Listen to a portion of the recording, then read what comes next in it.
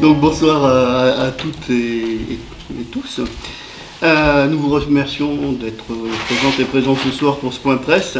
Comme vous pouvez le constater, l'équipe de Bergerac en commun rassemble et s'élargit. Je commencerai avec la démarche de Bergerac en commun, puis Fabienne, Guilhem qui est en train d'arriver, Julie, vous présenteront chacun un des axes qui nous animent, comment nous voulons faire de Bergerac une ville créative, une ville solidaire, une ville écologique. Enfin, Catherine vous dira quelques mots du lancement d'un nouveau cycle de rencontres avec les Bergeracois, avec notre prochaine réunion le 29 novembre à 19h, salle de l'Orangerie.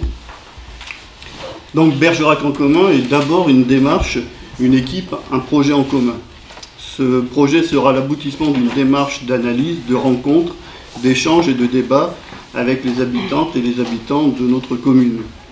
Cette équipe n'est pas une addition de circonstances de formation politique, ce n'est pas non plus la rencontre miraculeuse d'un homme ou d'une femme providentielle avec sa ville, mais c'est bien un projet qui est bâti en commun par des habitants de notre ville. Bergerac en commun est une équipe qui est composée de citoyens, de militants, certaines investis dans une association, un syndicat, une formation politique, un mouvement citoyen, et d'autres pas. Les membres de cette équipe travaillent ensemble, s'enrichissent de leurs cultures diverses, proposent une méthode de co-construction d'un projet pour toutes les Bergeracoises et les Bergeracois. Ils ont fait le choix de travailler ensemble, d'ouvrir largement portes et fenêtres pour régénérer la vie politique bergeracoise. Vous l'avez compris, cette liste trouve son ancrage dans les valeurs partagées de la gauche et de l'écologie. Elle sera d'ailleurs la seule liste de la gauche et de l'écologie face à 4 ou 5 listes de droite ou de centre-droit. Bergerac en commun est une démarche qui se poursuivra tout au long de la campagne. Cette démarche se traduira notamment dans le choix de la tête de liste. Nous ne voulons pas faire le choix de sacrer une personne derrière laquelle la seule possibilité serait de se ranger en ordre et qui distribuerait ensuite les postes, les responsabilités, sans même qu'un projet n'ait été construit. Celle ou celui qui représentera la liste, qui incarnera cette démarche, sera choisi de façon consensuelle au cours de ce processus en janvier 2020. Bergerac en commun est un projet qui s'écrira en commun avec les habitantes et les habitants de notre ville, à travers un cycle de rencontres. C'est aussi l'affirmation de notre volonté de bâtir ce projet tous ensemble, celui d'une ville créative, solidaire, écologique, une ville pour toutes et tous. Ce projet s'articulera autour de la notion de bien commun, l'eau, l'air, l'alimentation, les services publics, mais aussi la culture et le sport, l'emploi et la solidarité, le logement pour tous, les échanges, la convivialité, comme garant de ce lien entre les Bergeracois, comme ciment de cette volonté de faire en commun, de bâtir une communauté ouverte, diverse, et de renouveler notre commune. Et donc, le démocrate. Bonjour, le démocrate.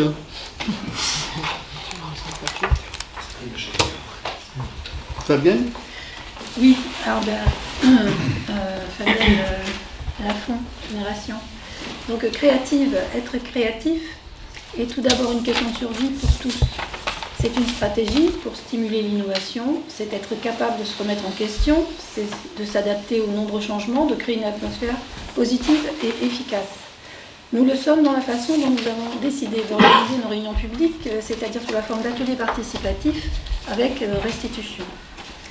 Nous tenterons de l'être à travers certains de nos projets, à travers l'entretien de liens avec les entreprises, notamment pour accompagner la transition, à travers une gouvernance partagée qui utilisera le mode référendaire, un observatoire des inégalités, des discriminations, des commissions citoyennes, des contre-projets au projet de bétonnage de terres agricoles, ça ce sont des exemples, incitation à des bâtiments zéro carbone, renforcer le dialogue avec les écoles pour une meilleure cohérence éducative et le bien-être des enfants et des éducateurs. Julie ou Guilhem. Voilà, alors moi je m'appelle Guilhem Saltel et je suis membre des Insoumis de Bergerac et il me revient ce soir de présenter la partie solidaire de notre réunion. Vous avez bien compris que c'est une réunion participative le 29 et que naturellement ce que je vais vous dire ce sont des directions de travail mais ce n'est pas exhaustif. sinon il nous aurait fallu avoir 3 heures de conférence de presse. Alors moi je vais vous présenter 5 axes sur lesquels on va travailler dans la partie solidaire, mais ils ne sont pas exhaustifs, vous l'avez compris, on pourra le soir du 29 en ajouter beaucoup d'autres. Le premier point qui nous semble important, c'est de défendre et accroître les biens communs, en développant les services publics et les services à la population. Et là-dessus, on a voulu lister trois directions, mais il y en a bien d'autres. D'abord, un point important, puisqu'il a déjà fait débat à Bergerac, l'eau en régie publique, avec les premiers mètres cubes gratuits pour l'ensemble de la population. Voilà. Il faudra aussi qu'on discute du point des transports, ça fait partie de ce qu'il y a à traiter. Et puis, autour du centre de santé publique, il y a besoin de développer cette initiative et cette création, et notamment en y ajoutant peut-être des spécialités.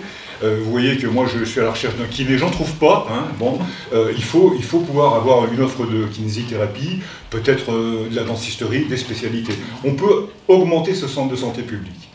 Le deuxième point, c'est sans doute de revivifier l'action sociale autour d'un centre, d'un CCAS renforcé, en accompagnant tous les bergeracois qui ont besoin d'être accompagnés quelquefois, mais en synergie avec les associations de solidarité qui sont nombreuses, mais qui travaillent quelquefois peut-être pas assez en coopération, mais aussi avec l'école.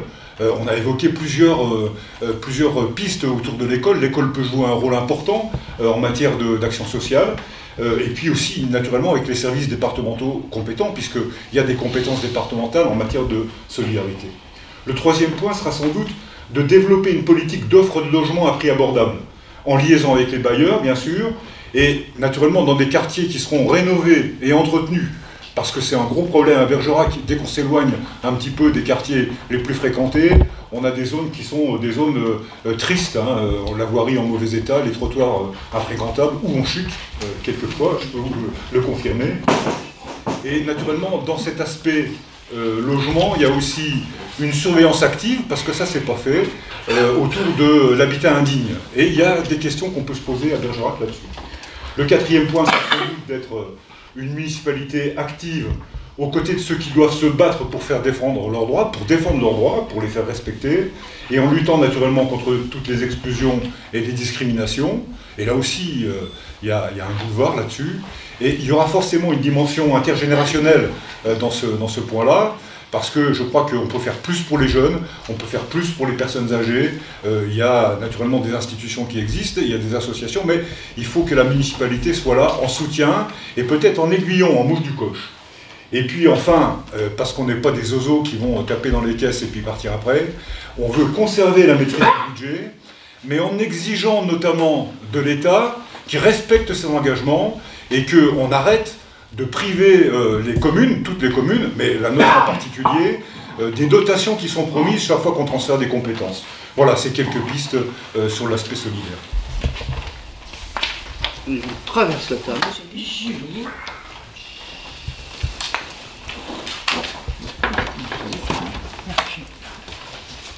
Merci.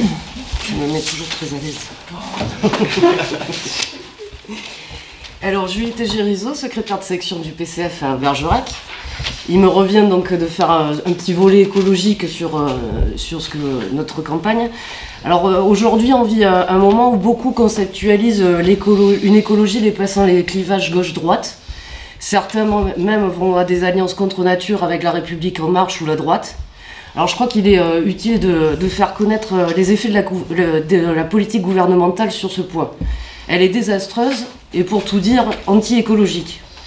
L'urgence climatique n'est aujourd'hui plus approuvée, c'est tout un système qu'il faut changer.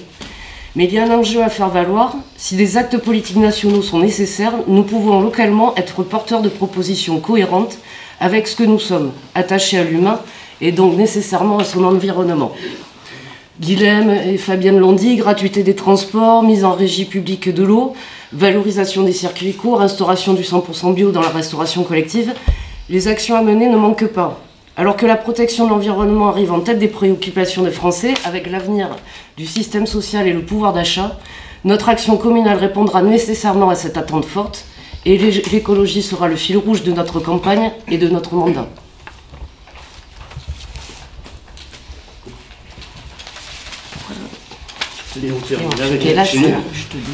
Donc Catherine Pavot, simple citoyenne, Voilà. Donc par cette conférence de presse, finalement on commence notre campagne et nous appelons à la première réunion publique le vendredi 29 à l'Orangerie à 19h. Alors cette réunion sera à l'image de ce que nous souhaitons développer pour notre ville Bergerac, Bergerac en commun. Après une présentation de notre démarche, comme l'a fait Lionel tout à l'heure, et comme ont fait les camarades sur Bergerac créatif, Bergerac solidaire et Bergerac écologique, en fait nous souhaitons recueillir les propositions de tous les Bergeracoises et Bergeracois sur les thèmes qui ont été présentés. Des grands panneaux seront disponibles pour que chacun puisse exprimer ses idées, ses demandes, faire des propositions pour mieux vivre dans notre ville. Ainsi, ces propositions enrichiront notre propre réflexion, puisque nous avons un peu travaillé déjà et avons des réflexions sur un certain nombre de ces thèmes-là, comme vous avez pu le voir. Et les propositions faites par les Bergeracois et Bergeracoises lors de cette réunion seront un point de départ pour la seconde réunion publique qui aura lieu dans un autre quartier de Bergerac, et le 10 décembre dans la salle Jean Bart. À l'issue de cette seconde réunion publique, on aura encore des propositions étoffées par rapport à nos thématiques qui permettront alors, lors d'une troisième réunion publique, de faire ici une restitution de l'ensemble des idées et des propositions qui ont été faites en lien avec nos valeurs, les valeurs de Bergerac en commun et de l'ensemble de l'équipe qui s'est engagée dans ce projet. Et comme l'a dit Lionel au tout début, on pense à partir de toutes ces propositions et cette restitution et ces synthèses, essayer de commencer à élaborer un programme qui sera notre programme pour les élections municipales. Un programme qui est fait autour d'un projet collectif, co-construit avec les citoyens bergeracois.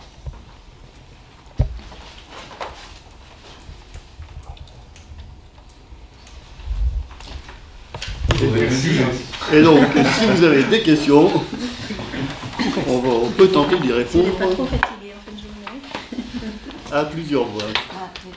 Moi, je vais commencer. Je sais pas si j'ai le droit, je suis juste l'handicapé de service de Canal Pou. Il semble, à moins que j'ai raté un épisode, qu'il n'y a pas eu un volet culturel dans vos propositions.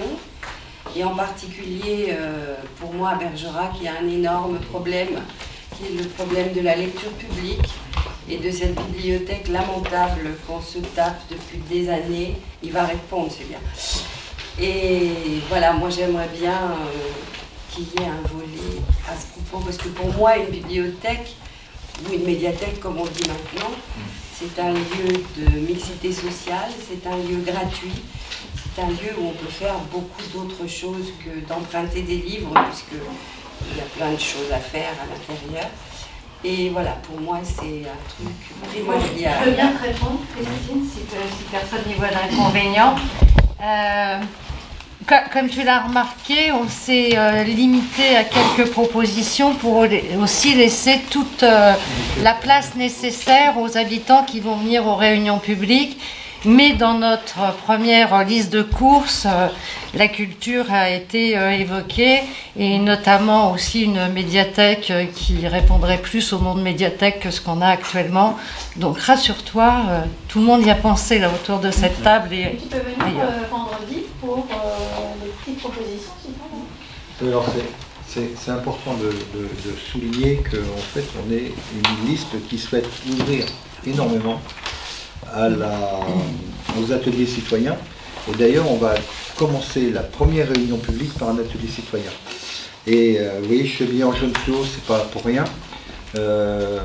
Nous y croyons, tous ceux qui sont habillés en jaune fluo, y croient énormément. Et depuis le mois de mars, on a réfléchi, donc les Gilets jaunes pour les nommer, on a réfléchi à notre participation municipale. Il y avait 3 options possibles: monter une liste, trouver une liste qui finalement était dans nos valeurs et dans nos idées de travail, ou alors ne pas du tout participer au municipal et de profiter de toutes les réunions publiques pour aller mettre un peu du jaune fluo. Après avoir bien réfléchi, et il faut dire aussi que depuis, en gros, depuis le mois de janvier, quand on a commencé à parler du RIC, sur Bergerac, je vous parle de Bergerac, hein, je ne parle pas de la France, mais ça a été à peu près partout pareil en France, on a commencé à faire des ateliers citoyens. Et là, on était surpris de voir à quel point les gens étaient demandeurs des ateliers citoyens. Donc depuis le mois de janvier, au niveau des Gilets jaunes, on travaille. Et notamment, si on ne s'est pas promené en ville cet été, on a énormément fait de réunions toutes les semaines. On avait une réunion d'ateliers justement citoyens pour préparer les municipales. Et en septembre, on a pris la décision en voyant les listes qui commençaient à se construire sur Bergerac, on a pris la décision de rejoindre la liste Bergerac en commun qui nous ont accueillis. Et en fait, pour eux, alors, dans la liste de Bergerac en commun, vous avez des gens qui sont politiques. Et vous savez que d'ailleurs, si vos collègues de la presse nationale commencent à sortir des sondages et des papiers sur le thème les Gilets jaunes et cette volonté d'avoir des listes citoyennes et aussi cette défiance des politiques.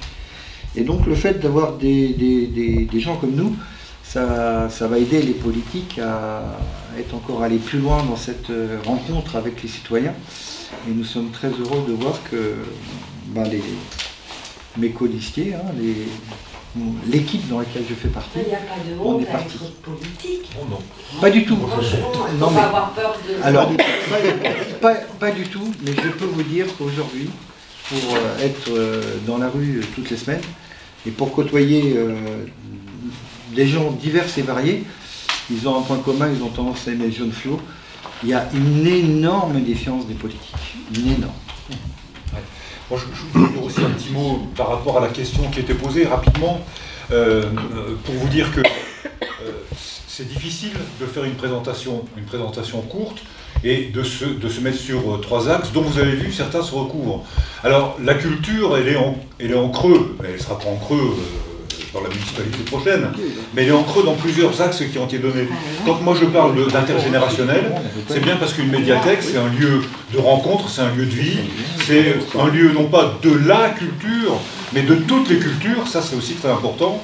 Il y a des cultures populaires qui sont complètement ignorées. Je crois qu'on fait beaucoup de choses pour les aspects folkloriques et l'accueil du tourisme.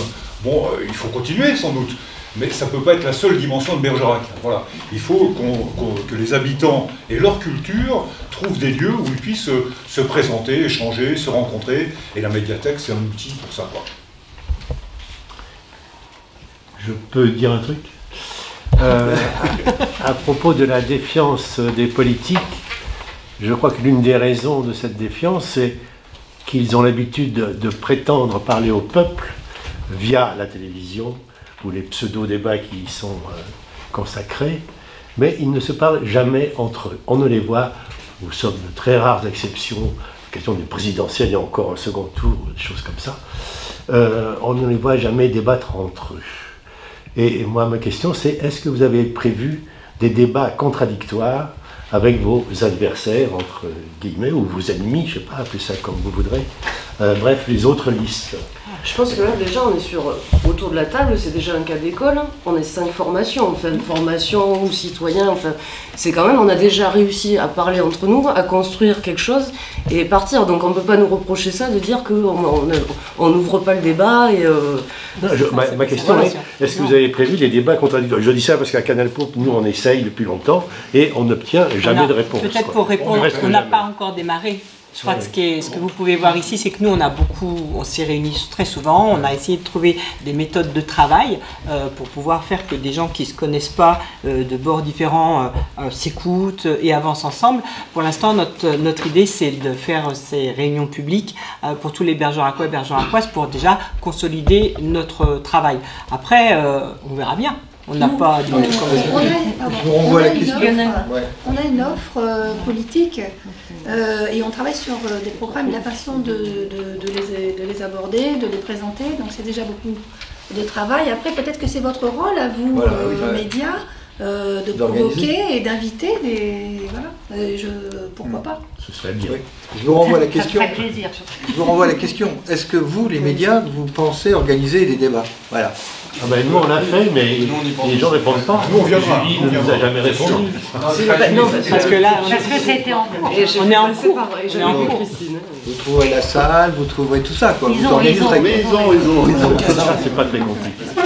Une question qui va regrouper un peu les deux questions.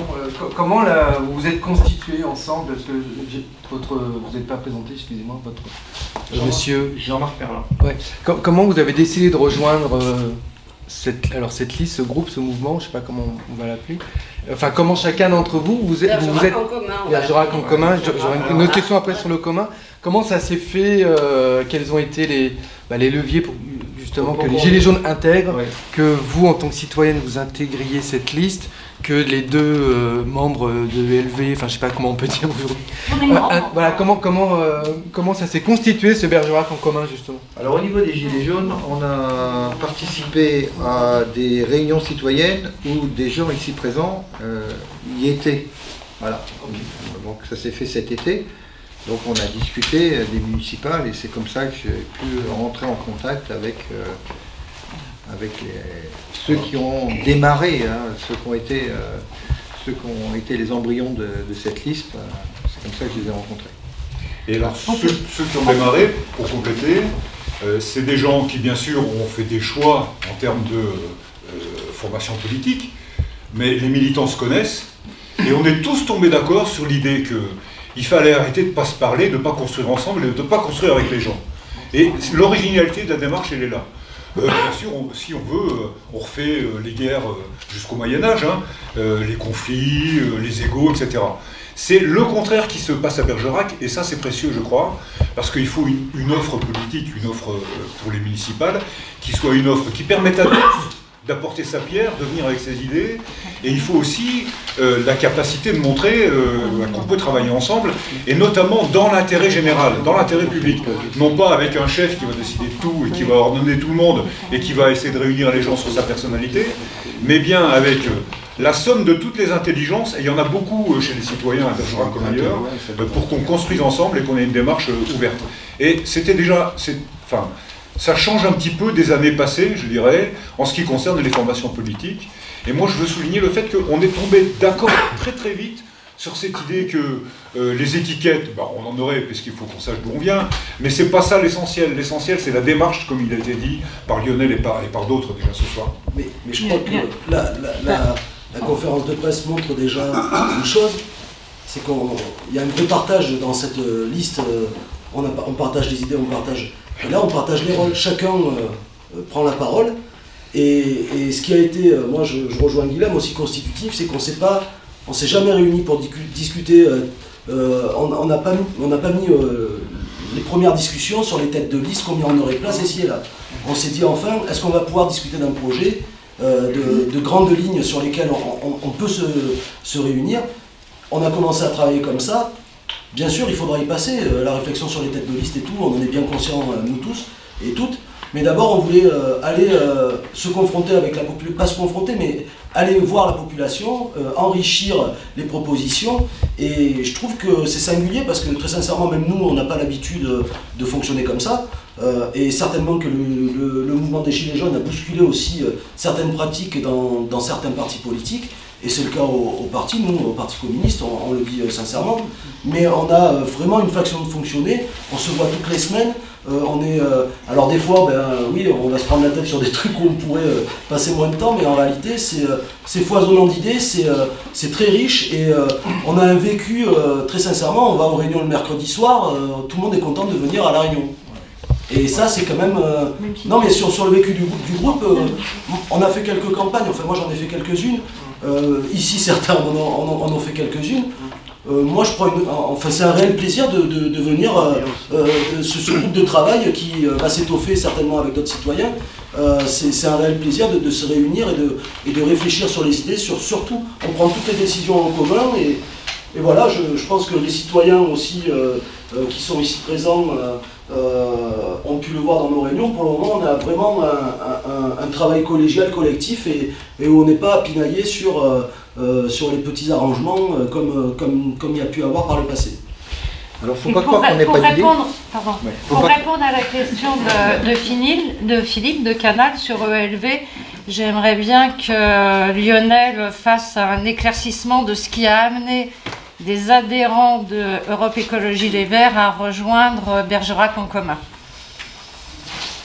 Je pense que c'est important. Merci. Donc Bergerac en commun, une démarche qui a été initiée par un certain nombre de formations politiques un petit peu avant l'été, et il y a eu toute une démarche d'analyse et de travail et de rencontres pendant cet été.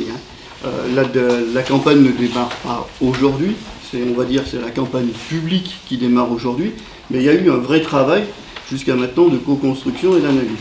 Alors c'est quelque chose que nous sommes plusieurs adhérents d'Europe Écologie Les Verts à avoir rejoint ce mouvement, lorsque la liste conduite par Fabien Rué a reçu le soutien de LREM. Nous sommes des gens qui sont très légitimistes, nous avons un cadrage national, parce que nous nous rendons bien compte que la politique sociale, la politique économique, la politique écologique menée par Emmanuel Macron ne va pas dans le sens de l'écologie. Et le cadrage national nous indique qu'il n'y a pas d'alliance possible, quelle qu'elle soit, avec LREM. À partir du moment où, effectivement, il y a eu des arrangements d'arrière-boutique qui ont amené ce soutien officiel de la Commission nationale d'investiture de LREM au candidat socialiste, eh bien, le travail avec lui des écologistes n'était plus possible. Donc, je crois qu'il faut la leçon des Gilets jaunes, et je dirais celle de l'élection d'Emmanuel Macron, doit nous amener à beaucoup de réflexion et surtout beaucoup d'humilité. 6 mois avant l'élection d'Emmanuel Macron, personne ne pariait un copec sur son élection. 3 semaines ou 2 semaines ou 1 semaine avant l'explosion du mouvement des Gilets jaunes, personne n'a vu arriver ce mouvement. On sentait bien qu'il y avait une colère qui était là, une colère qui montait, mais personne n'aurait pu penser qu'un mouvement comme ça allait se créer, un mouvement social ou sociétal qui est d'une importance comme nous ne l'avons jamais connu depuis de très nombreuses années en France. Et cette humilité doit nous amener aussi à faire, dans ces temps où chacun fait ce qu'on appelle la triangulation, c'est-à-dire on va piquer des idées aux autres, aux uns, et puis on essaie de faire un melting pot de politique qui ne veut plus rien dire. Nous, ce que nous faisons, c'est un choix de clarté, de cohérence. Ce que nous combattons au niveau national, nous ne pouvons pas l'accepter au niveau local.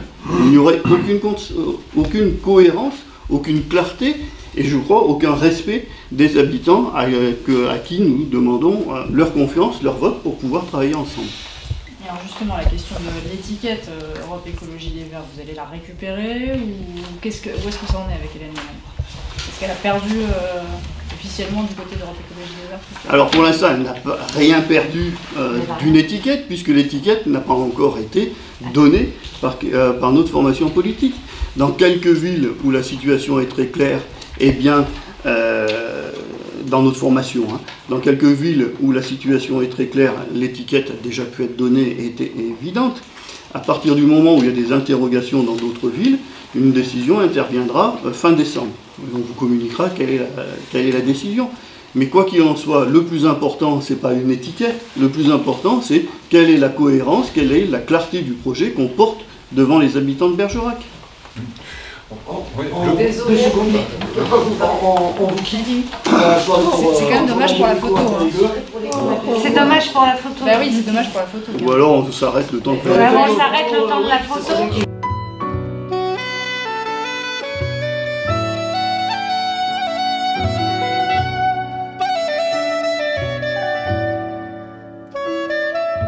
Fin décembre, mais si le soutien national est apporté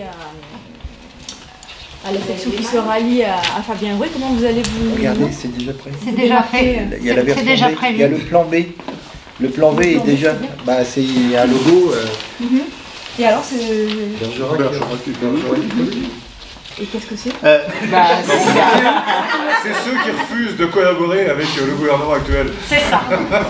Je l'aurais pas mieux dit. Ce sont les vrais écologistes. C'est un classique. Bergerac Écologie, et c'est quelque chose qu'on avait...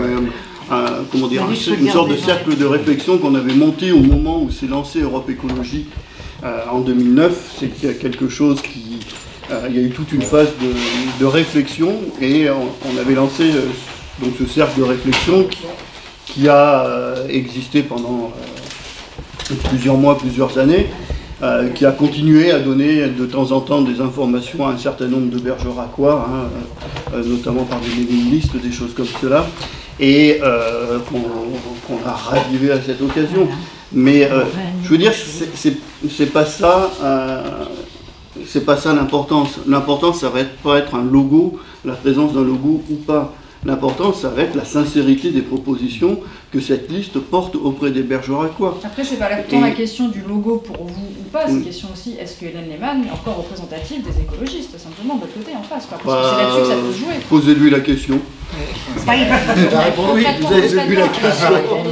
Alors, la phrase exacte de notre bureau politique régional, c'est personne à Bergerac ne peut se prévaloir du soutien ou du logo de LV, dont acte.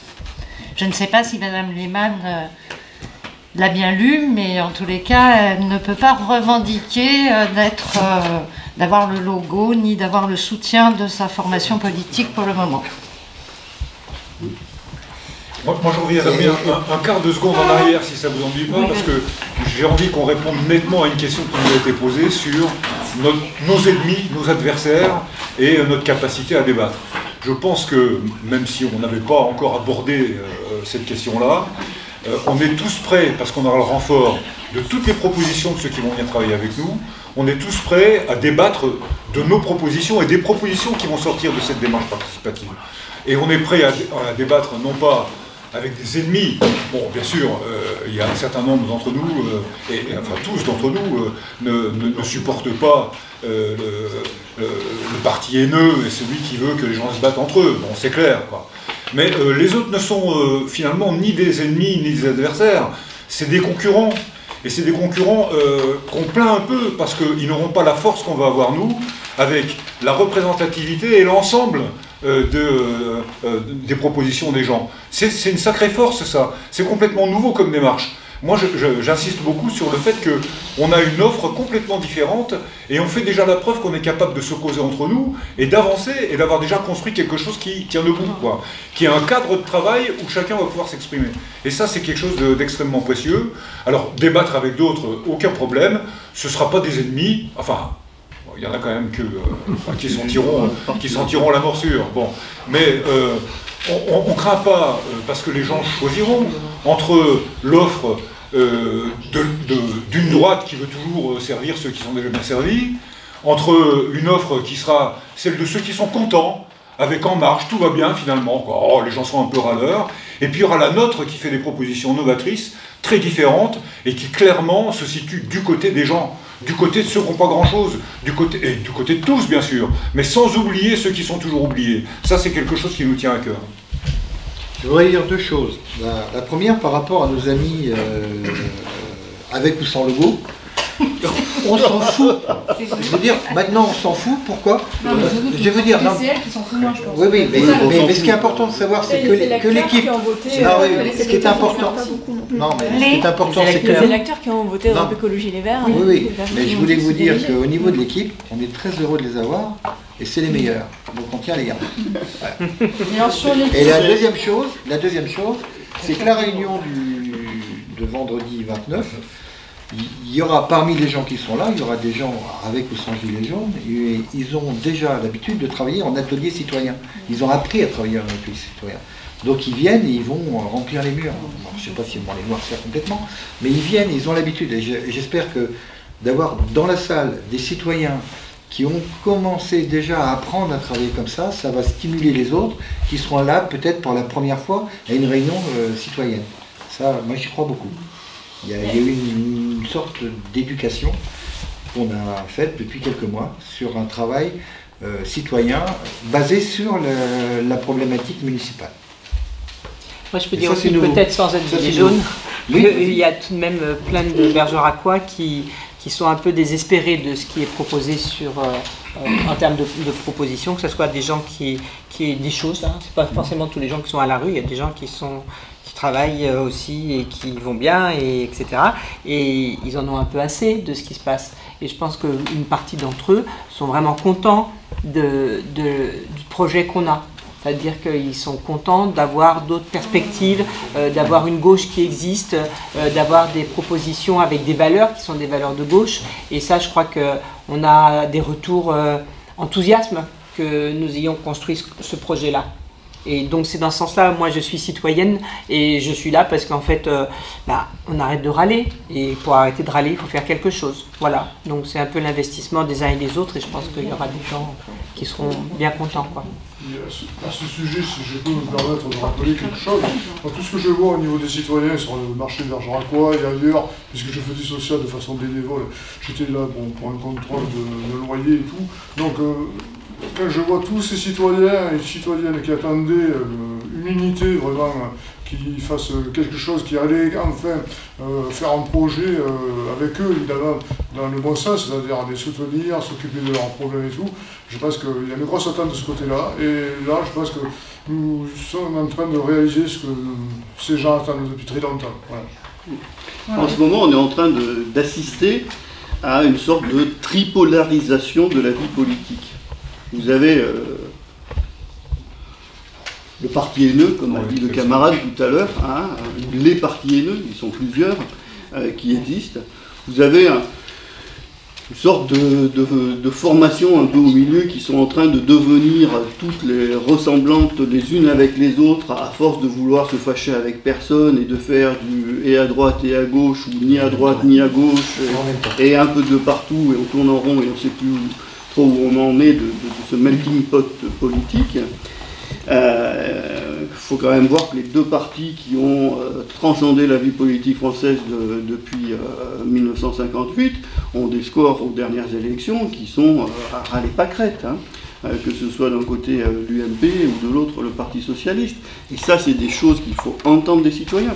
Et puis, il y a un troisième pôle qui est en train de se construire, et c'est toujours une phase de construction. Ici, on est en train de le réaliser. C'est-à-dire des gens qui se retrouvent sincèrement autour des valeurs de la solidarité et de l'écologie. J'insiste sur le sincèrement. Je prendrai juste un exemple sur localement. Par exemple, sur le projet, tout le monde, tous les autres concurrents ont mis dans leur projet la transition écologique et sociale. Vous l'avez dans chaque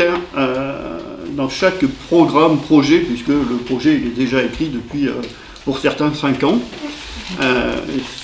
dans tous les projets, on voit la transformation écologique et sociale. Il y a quelques mois, au conseil municipal de Bergerac, est venu le dossier sur le soutien à la RN 21 doublée, payante, projet qui est à la fois anti-écologique et anti-social, parce qu'on va demander à des gens de payer pour utiliser une route qu'ils utilisaient gratuitement auparavant, histoire de gagner au moins 5 minutes.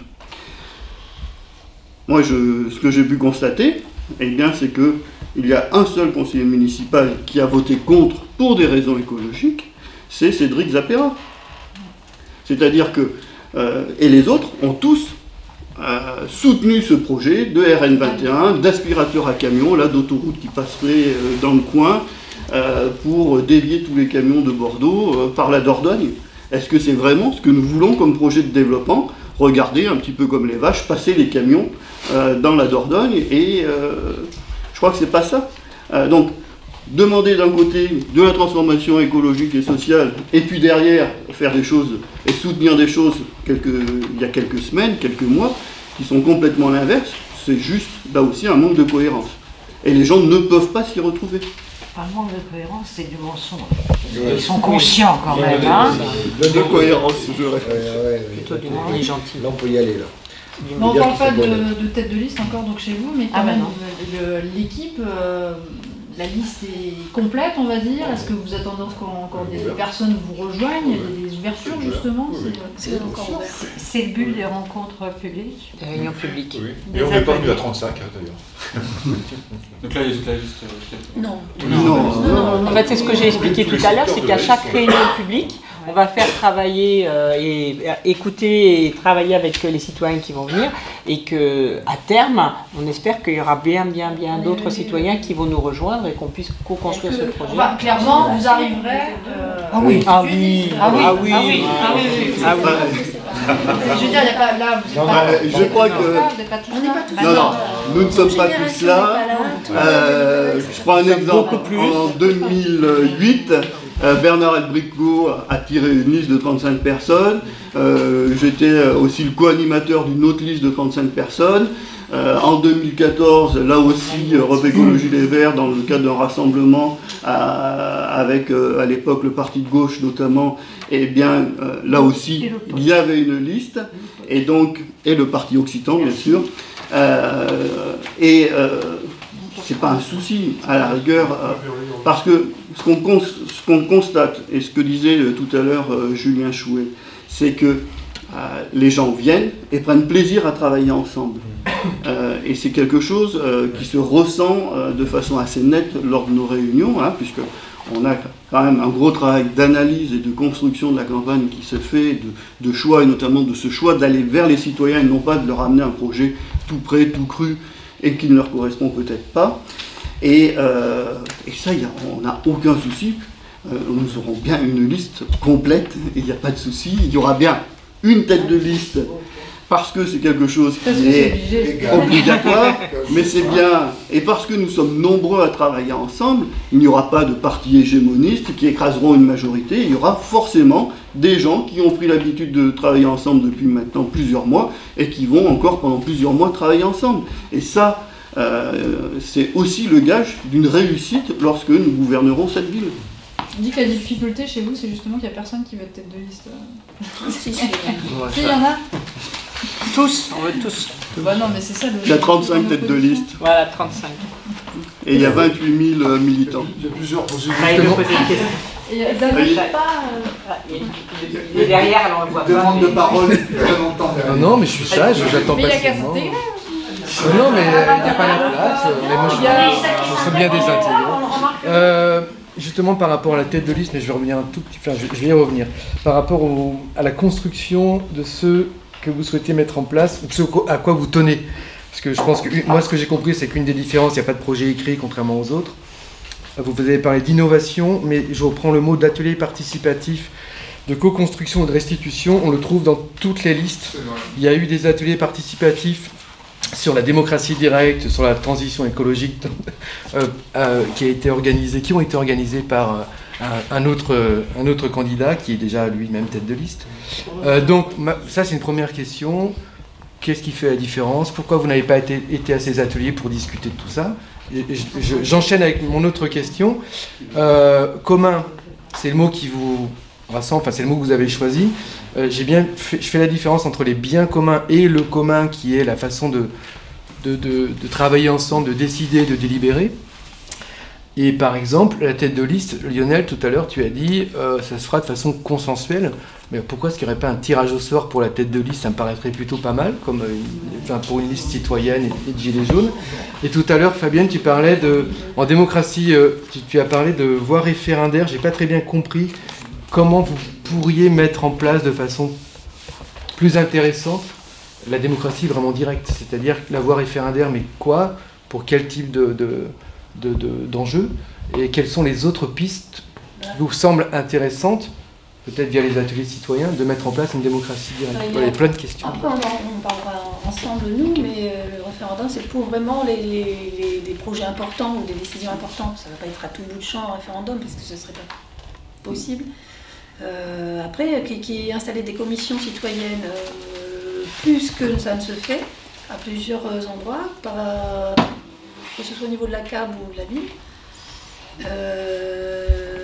Et puis, la question, c'était au début, qu'est-ce qui change dans la forme de nos ateliers moi, j'ai rencontré des gens qui ont été aux ateliers dont vous parliez, avec ce concurrent, qui disait qu'il a parlé pendant quasi la totalité du temps, et que ces ateliers participatifs, c'est très formel, mais pas de vrais ateliers participatifs avec des transitions. Parce que le projet quasi écrit, la tête de liste est déjà présente. Donc, si vous voulez, on utilise la formule parce qu'on sait que c'est dans l'air du temps, mais voilà. Peut-être que ce qui va faire la différence, c'est la sincérité du projet. Moi, je pourrais Et répondre sur le tirage au sort. Oui, je parlerai aussi au tirage au sort. Voilà. Le tirage au sort, il n'y a rien de plus antidémocratique au sens où vous pouvez tomber sur quelqu'un qui ne fait pas du tout l'accord, qui n'a pas l'accord du tout d'accord avec toi. Oui, non, c'est pas un problème. On veut utiliser un autre système, c'est-à-dire avoir une solution qui soit acceptée par tout le monde. C'est complètement différent comme truc. Alors entre le tirage au sort et puis le vote classique comme on connaît, uninominal, c'est ça, je crois qu'on appelle ça, il y a d'autres systèmes, et justement dans les ateliers participatifs, il y a un moment où on doit sortir des décisions, et il y a les votes pondérés. Alors des votes pondérés, il y a différentes possibilités, donc on peut très bien utiliser un vote pondéré pour sortir la tête de liste. Voilà, on n'a pas encore décidé de l'outil. S'il y a un outil nécessaire pour arriver pour désigner de façon simple et sans souci, et qu'il n'y ait pas non plus de rivalité à la fin, parce que le vote uninominal, à un moment, vous êtes obligé de faire affronter les gens. Donc après, vous voyez, c'est typiquement les primaires. Les primaires, c'est un échec. On voit bien, à gauche et à droite, ça a été un échec. Donc justement, avec les ateliers participatifs, on a des outils qui vont nous permettre de pouvoir élire, désigner plutôt qu'élire, ou trouver plutôt que le terme de désigner, trouver la personne qui finalement... ça pourrait être un vote un jugement majoritaire. Jugement majoritaire. Ou un vote sans candidat, par exemple. Si vous ne connaissez pas, je vous conseille d'aller chercher sur Internet. Il y a plein jugement d'outils majoritaire. Quelque part, on va pas faire, par les temps qui courent, en concurrence aussi à la Française des Jeux. Pas de peau, c'est privatisé. Moi, je ferais bien une réponse aussi en ce qui concerne le fait que c'est très à la mode de dire oui, on va donner la parole aux gens et on va faire du participatif, Bon. Quelle liste détient les outils de l'éducation populaire, sinon la nôtre? Voilà. Vous avez dans cette assemblée des gens qui ont cette pratique. Parce que ça ne se décrète pas de recueillir l'avis et d'amener les gens à avoir du plaisir à faire leurs propositions en étant sûr d'être écoutés. Nous, on a les techniques de l'éducation populaire qui vont nous servir, et on a profondément au cœur l'idée qu'on n'est pas dans nos petites têtes, même si elles sont déjà bien remplies, détenteurs tout seuls de ce qu'il faut faire pour Bergerac. On est véritablement avec l'idée que ces réunions vont nous apporter des choses nouvelles. Et c'est pour ça qu'on n'a pas de projet écrit, tout ficelé, signé en bas, c'est bon à prendre, quoi. C'est grâce aux techniques de l'éducation populaire et à sa philosophie aussi, parce qu'on est persuadé qu'il n'y a pas ceux qui savent et ceux qui ne savent pas, et que collectivement, on va être bien meilleur que si on n'était que notre petit nombre. Après, ça ne veut pas dire qu'on n'a pas aussi réfléchi, qu'on n'a pas décidé non plus. Et d'ailleurs, cette réunion va nous permettre de voir si on est dans les idées que nous avons, si on est vraiment dans l'air, et aussi ça va nous permettre de les prioriser. Et janvier, c'est pas un peu tard pour annoncer la liste et la tête de liste? La liste, ça y est, on vous l'a annoncé là, ça y est. La liste, elle est annoncée. Ah, les noms. Oh non. C'est nos réunions régulières, je pense, qui vont faire que, comme elles vont arriver réunion publique, où on va se faire connaître et on va faire que les gens viennent et ils auront en tête Bergerac en commun. Ils n'auront pas le nom d'un candidat. Les élections, c'est en mars et généralement, c'est à la fin que tout se joue. Oui. Soyons c'est une bonne nouvelle pour vous, ça vous fera des papiers. Mais soyons cohérents, enfin pas cohérents, mais lucides. À l'heure actuelle, le souci de la plupart des familles de Bergerac, ça va être à partir du 1er décembre, de préparer les fêtes de Noël. Pas de savoir qui va être tête de liste parmi Pierre, Paul, Jacques. Les gens s'intéressent à la vie politique. Ils vont s'y intéresser 1 mois, 2 mois avant l'élection. Nous, on fait ce travail avec les gens qui ont le plus l'habitude de militer, avec les gens qui commencent à s'y intéresser. Mais quelle est l'importance pour la plupart des Bergeracois de savoir maintenant quel bulletin de vote ils mettront dans 6 mois dans l'urne? Je crois que... voilà. Alors pourquoi ne pas organiser les réunions à partir de janvier alors? Parce que là, pour le coup, on serait tard. Là, on serait tard. Parce que pour co-construire, il y a ce temps nécessaire. Mais comme vous pouvez le voir, il y a la tête de liste. Voilà. C'est pas l'objet des réunions. L'avantage étant des vacances des temps de la. Il faut commencer tôt. Je vois personnellement, me concernant, en 2008, j'ai commencé à faire campagne juste après le dépôt de ma liste à la sous-préfecture à l'époque. Donc c'était, je pense, un 13, oui, c'était vendredi 13 février. On va faire un peu avant. Bernard. Si on a des idées à partager, ou en tout cas à prendre chez nos concitoyens, il va falloir qu'on travaille, nous, de notre côté, savoir si c'est réalisable. On va travailler sur le budget, etc. Mais il y a quand même un travail important à faire. Puis y compris dans l'ouverture qu'on souhaite mettre en avant, une ouverture de gauche et écologique, il est clair qu'on ne peut pas dès maintenant fermer les portes en leur disant on a la liste. Ça ressemblerait à quoi? Parce que rien. Hein. Donc voilà, il y a certainement des gens dans les réunions qu'on fera qui voudront nous rejoindre pour travailler aussi, pour être sur la liste et travailler au projet commun. Les deux rencontres se font avant Noël et la restitution se fait après Noël. Juste après Noël. Donc pendant le temps de Noël, on va digérer, on va étudier notamment les montages financiers des idées. L'important aussi, on le dit souvent, hein, c'est de faire ce qu'on va dire. Donc avant de le dire, il faut vérifier que financièrement, on saura le faire. Et si vous êtes élu, j'imagine que c'est quand on sera élu. Je vous laisse. Voilà. J'imagine que. On part pour gagner. Hein. Que vos réunions participatives vont continuer. Oui, elles seront régulières. C'est cette démarche et ce travail qu'on fait en commun, qu'on va faire maintenant directement avec les Bergeracois. Ça va être une démarche qui va nous habiter aussi lorsque nous gérerons cette ville. On parlait tout à l'heure de référendum. Il y a des villes qui ont mis en place des référendums, déjà des collectivités locales qui l'ont fait. Je pense notamment à la ville de Grenoble, qui nous est chère, puisqu'une partie des personnes qui sont autour de cette table ont des camarades qui travaillent ensemble à Grenoble depuis une mandature.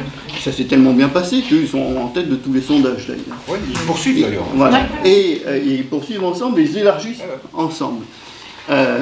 On voit que le référendum mis en place par Grenoble, c'est même quelque chose de très intéressant parce qu'on est allé chercher des personnes qui n'ont pas le droit de s'exprimer par ailleurs. C'est-à-dire qu'on a proposé aux personnes, aux citoyens non communautaires de pouvoir participer au référendum qui a eu lieu à Grenoble. On a aussi proposé de faire participer les jeunes à partir de 16 ans.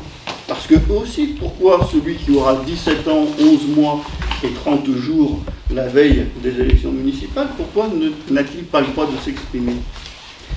Donc là aussi, il y a des choses qu'on peut inventer au niveau d'une ville. Il y a déjà des expérimentations qui sont faites, qui sont mises en place, et sur les référendums partagés, c'est un levier qui est intéressant. Il y a, on avait lancé en 2008 les conseils de quartier. Force est de constater que ça demanderait quand même à être bien secoué, parce que ça ne vit pas à l'heure actuelle. On réunit des gens, on leur demande de réfléchir, et puis lorsqu'ils ont réfléchi pendant 1 an et demi sur un projet, on va mettre en place les bâtons budgétaires dans les roues de ce mouvement. Et puis les gens s'épuisent. Et on s'aperçoit qu'on n'a pas une démocratie locale qui est vivante. Il y a eu une commission extra-municipale sur l'environnement qui a été mise en place au début de mandat de M. Garrigue, qui a dû se réunir 3 fois, et puis comme l'élu qui le portait n'y croyait pas, et voilà, terminé, ça s'est arrêté. C'est un peu on s'aperçoit que depuis quelques mois, à force d'en faire des ateliers citoyens, que les gens qui viennent, ils ont du plaisir, et ils reviennent.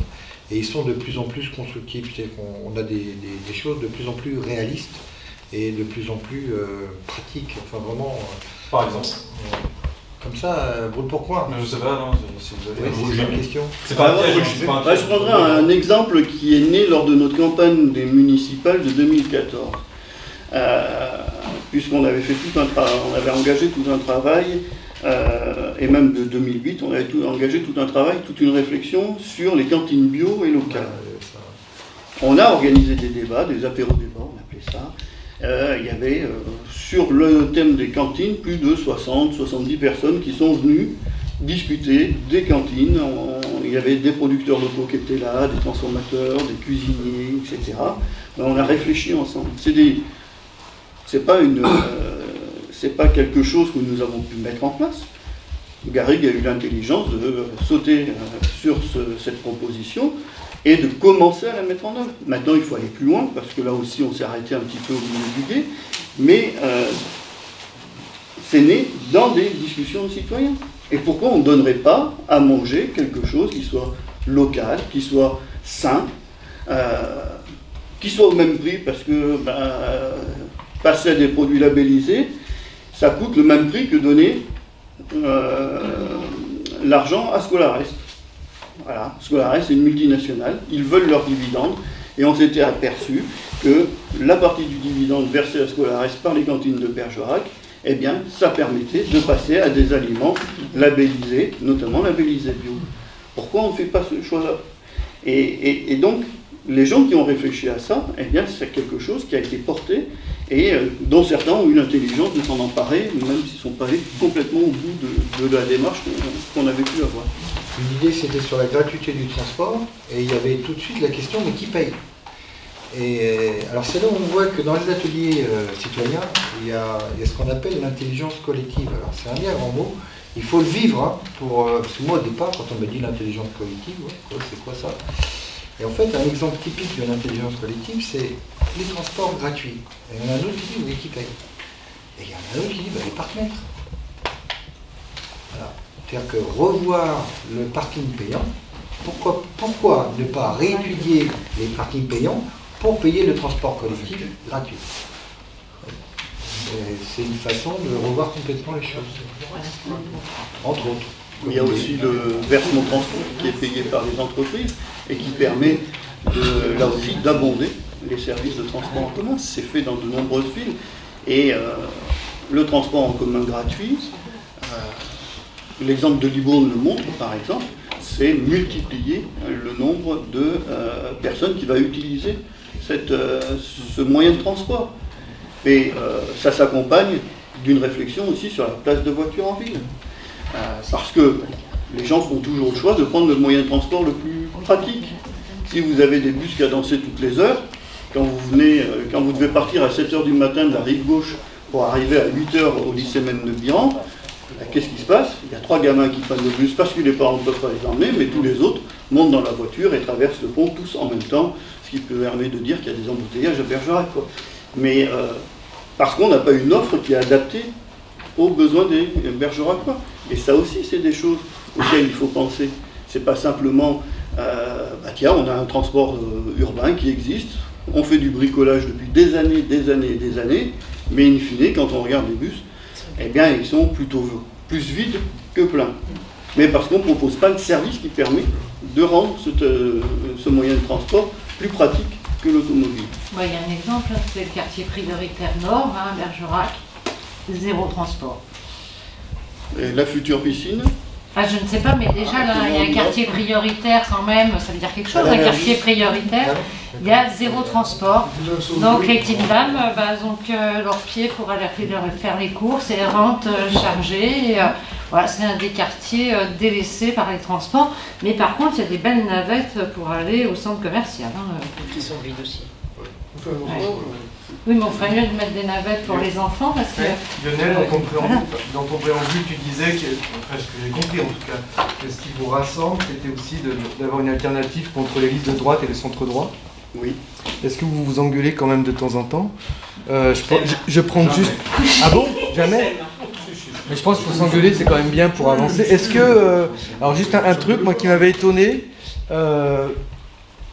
entre, je sais pas moi, Europe Écologie Les Verts et le Parti communiste, que ce soit sur la question du nucléaire, bon localement, heureusement on n'a pas de centrale ici, mais sur les usines Céveso par exemple, comment vous articulez la lutte pour l'emploi et les enjeux environnementaux, enfin les enjeux écologiques, quoi. Oui.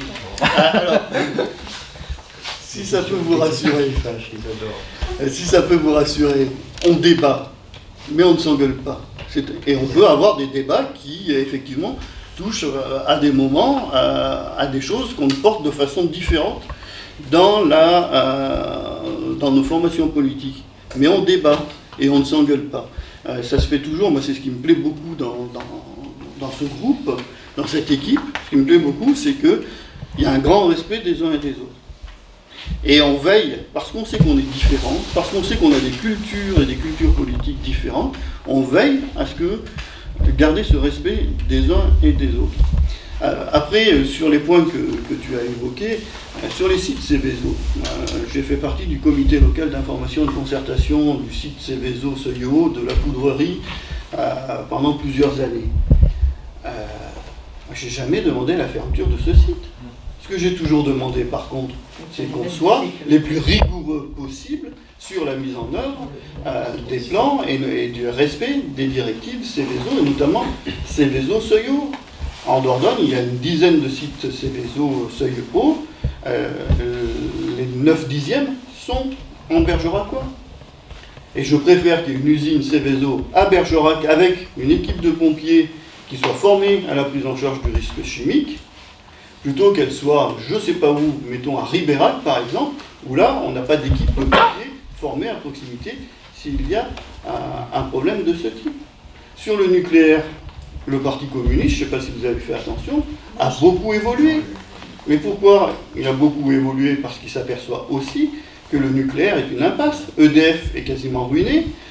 Areva, on n'en parle pas, il a été sauvé in extremis par le gouvernement. On n'arrive même plus à faire des centrales nucléaires, notamment les EPR. Le gouvernement Macron nous en annonce 6 de plus. Alors je veux bien, mais on n'a toujours pas réussi à en terminer un. Et derrière, à qui on ment d'abord? On ment d'abord aux salariés d'EDF. Parce qu'à un moment ou à un autre, si on n'engage pas, comme a fait l'ensemble des pays, notamment européens, la transition énergétique, on va se retrouver sur le carreau avec des centrales qui, petit à petit, elles arrivent toutes à plus de 40 ans d'âge, et bien petit à petit, il va falloir les fermer. Et on remplace par quoi si on ne l'a pas préparé? Quelle est la logique derrière? On ne sait pas faire des EPR. Voilà, le seul exemple en France, c'est le prix multiplié par plus de 4, les délais, ça devient éternel, voilà. Et on ne sait toujours pas démanteler, voilà. L'ANILIS n'est toujours pas démantelé. Et on ne sait toujours pas démanteler les centrales. Le Parti communiste français se rend compte aussi que la transition va amener de l'emploi, avec des énergies propres, avec un Green New Deal par exemple, va amener beaucoup d'emplois. Beaucoup plus. Sachant qu'il ne faut pas oublier aussi que EDF, c'est plus de 250 milliards de déficit. Dans un budget, c'est conséquent. Quand vous parlez de s'engueuler, je voudrais juste vous dire que ce n'est pas le café du commerce et qu'on a des règles. Et il y a une règle qu'on utilise un peu partout maintenant dans tout ce qui est atelier citoyen et qu'on utilise aussi entre nous, c'est pour parler, il faut demander la parole. Voilà. Et à chaque début de réunion, c'est un truc très simple, hein, on désigne quelqu'un ou quelqu'un se désigne, se propose d'être un peu celui qui tient à la liste du temps de la parole. Et on respecte celui qui parle et on ne parle pas tant qu'il n'a pas fini de parler. Et en utilisant ce rituel, entre guillemets, on s'assure que déjà on s'écoute, on assure aussi d'une richesse de nos différences, et aussi c'est une garantie de ne pas s'engueuler. Est-ce que ça pourrait irriguer, ou être une proposition pour un dispositif, si vous êtes élu, pour la démocratie directe ou participative? Il y en a un qui a demandé la parole là-bas. Est-ce que cette pratique d'atelier citoyen, justement, ça pourrait être quelque chose que là vous utilisez pour la liste, et que vous pourriez répliquer de façon qui soit en dehors de ce qu'on connaît des conseils de quartier? Déjà, on l'applique quand on fait un atelier citoyen, parce que depuis quelques mois, on en fait des ateliers citoyens. Oui, non, mais je veux dire, un dispositif qui serait un dispositif institutionnalisé, entre guillemets, si vous êtes élu, pour, je ne sais pas moi, des conseils citoyens. Mais des conseils citoyens, mais aussi sur une autre façon de travailler au sein de la collectivité, pour les fonctionnaires de la collectivité. Parce que mettre en place une intelligence collective plutôt que raisonner service par service, c'est beaucoup plus porteur. On prend toutes les problématiques dans leur ensemble, sous tous leurs aspects, Et c'est beaucoup plus bénéfique. J'aurais des tonnes de choses à vous raconter sur la mise en place de l'accessibilité sur les trottoirs de Bergerac, où on élargissait les trottoirs et où le service communication plantait des poteaux au milieu publicitaire. Donc voilà, par exemple. Donc il y a une nécessité de travailler ensemble. Pour répondre sur la question du climat de travail entre nous, je crois qu'on est tous des républicains et on est venus librement. On se sent égaux, il y a une vraie égalité qui existe dans le groupe. La parole de chacun vaut la parole de chacun. Et puis, il y a de la fraternité qui s'est construite là, au fur et à mesure. Voilà, donc la devise de la République nous va très bien. Liberté, égalité, fraternité, on y est complètement. Et au fond, ce que les camarades vous répondent là tout de suite, c'est ce que je vous disais tout à l'heure avec les techniques de l'éducation populaire. Une réunion, c'est pas le café du commerce où chacun tape sur la table, parle plus fort, couvre la voix de son voisin, n'écoute pas ce qui se dit. Ce qu'expliquait Jean-Marc, c'est que s'ordonner, se mettre en ordre pour parler, c'est pas se brimer, c'est se donner plus de liberté en fait. C'est surtout valoriser la parole des uns et des autres et construire ensemble. Alors, c'est pas les réunions comme celles de ceux que vous avez peut-être vus qui disent « Venez, on va vous faire participer » et où ils assènent leur discours pendant les 9/10 du temps, mais c'est pas non plus des réunions de bavardage qu'on veut faire, où chacun va amener son idée, puis va repartir avec, et ne saura pas si elle a été prise en compte. Il va y avoir un vrai travail de recueillir et de préserver la parole des gens pour s'en servir. Pas, on ne les fait pas causer pour les rouler, on a envie de construire avec eux, quoi. Et ça, je crois que c'est un truc qui est très partagé. Moi, je suis frappé de ça. C'est très partagé, quelles que soient nos origines un petit peu différentes. On se sert des techniques de l'éducation populaire, pas toujours, d'ailleurs, en mettant le nom sur la chose, mais on le vit. Et c'est très important. Et on n'attend pas d'être élu, on n'attend pas d'être élu pour le mettre en place. Ouais. On le met en place dès la première réunion. Il est 18h15, si vous avez encore quelques questions, on ne va pas vous redire toute la nuit, parce qu'autrement, vous voyez qu'on est très bavard. Statistiques, la chose dont tu parles peut arriver, mais la chose dont tu parles peut arriver, que nos idées nationales puissent nous opposer. C'est pas ce que je disais. C'est pas ça. Si tu parlais du PC qui pourrait s'opposer au vélo. Oui, alors, ma réponse, c'est que ça fait des mois qu'on travaille ensemble et ce n'est pas arrivé une seule fois. Moi, je voulais vous dire encore une chose. La situation de ce soir, mon métier, moi, c'est inspecteur jeunesse et sport. Ça m'a rappelé ce soir une situation d'examen. Hein, vous êtes un peu le jury qui avait posé des questions et on est un peu le... Non mais c'est bien un examen, c'est pas forcément mauvais. Et c'est tout à fait important de savoir qu'il y a une technique d'éducation populaire, c'est pour illustrer mon propos, qui consiste pour un président de jury, vous n'avez pas de président, mais il aurait pu le faire, qui est de dire, quand il a fini de poser toutes ces questions, de poser la dernière question qui est: quelle est votre réponse à la question? Quelle est votre réponse à la question qu'on ne vous a pas posée? Et la question qu'on ne nous a pas posée, et sur laquelle on aurait pu répondre, c'est la dimension sport et association. Peut-être qu'on aurait pu mieux mettre en avant ce soir. Et je crois que par rapport à ça, on a un message, et si vous pouvez en être porteur, c'est important. Les associations, leurs présidents, leurs bureaux sont des relais très importants qui doivent être les partenaires de la future municipalité, et en particulier dans le domaine du sport, avoir une idée du sport qui serait le sport pour tous, qu'on le pratique individuellement ou en club, parce que c'est mieux, et aussi le sport de compétition, parce qu'il ne faut pas la négliger, mais en mettant l'accès sur le sport pour tous. Voilà. C'est la réponse à la question que vous n'avez pas posée, et c'est toujours la dernière question de la journée. Ils ne pourront pas dire tout ça. Ils le savent. Si on les interroge, ils pourront répondre. Ça va faire mal. Merci à vous. Oui, merci. Et on essaiera d'éviter les vendredis à partir de maintenant. Non, avec un L.